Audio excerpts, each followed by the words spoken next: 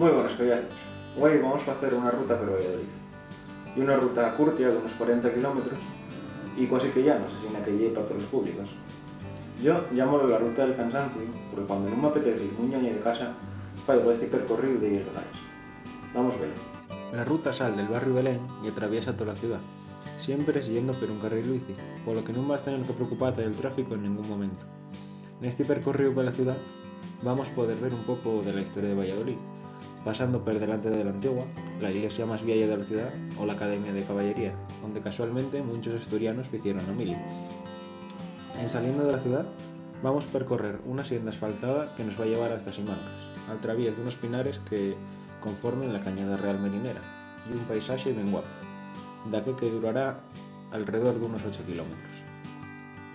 Tras ello, vamos a llegar a Simancas, donde está el archivo de la Corona de Castilla y que es muy interesante. Aquí también vamos a encontrar la única subida, que se asemeja en forma a las que podemos ver en los clásicos belgas y con la que vamos a rodear el archivo. En haciendo esto, de nuevo a la senda que nos va a llevar al mismo punto de partida y con ello finaliza la ruta. ¿Qué te pareció la ruta? ¿Parece fácil? ¿Anima esta facela? Si vienes por Valladolid, ya sabes lo que hacer. Vémonos en el siguiente episodio.